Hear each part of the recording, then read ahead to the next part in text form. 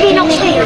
Ano yun, be? Kagalina, bimiyak ako. Tapos, sinasarap ako ng kabaong. Tapos, yung kabaong naluwa.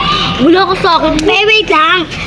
Sinita ako ng ng matanda. Sabi niya, wag mo tutuluan ng luwa. Yung kabaong masama yan. Ako naman, be.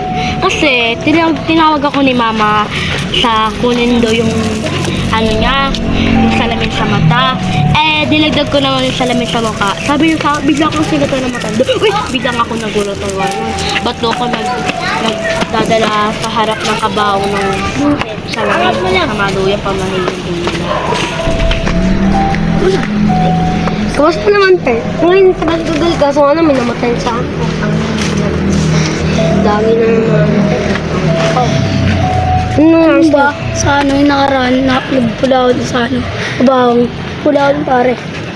Ang masama yung white na takip sa salamin. Pagkatingin ko gago, parang may matang nakasilip na. Masama ba yun? Kalawang lang yun. Sabi ko, tapos binapuin niyo ako, tapos na may lumabas na luwa sa mata ko. Natuluan ko yung kabaong. Ay, wag ka pumunta dyan! Kunin ko bubatin ako eh. Sino naman yung kamukha niya? Ang dito pa tayo. Sa putay may sugat ako. Tol, masama yun. Oo nga, tol eh. Ako naghuli sa uso putay namin. Di ba masama yun? Oo nga, tol. Masama din yun. Magdodrawing ako sa nasyan na tao.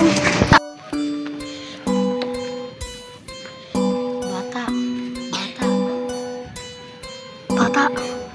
Nagawa mo? Nagsusunod. Umuwi mo na ako. Ako sa inyo. Sabay na sa inyo. Sabay na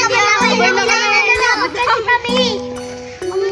Inabot. Meron niyo ba yung asawa ko buntis? May pumunta matang. Meron niyo ba yung mama ko buntis? Tapos may umawag sa kanya. Ako rin.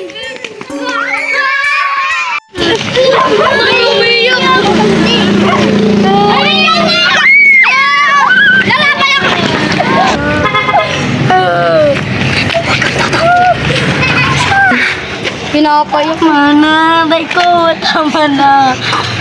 Ano?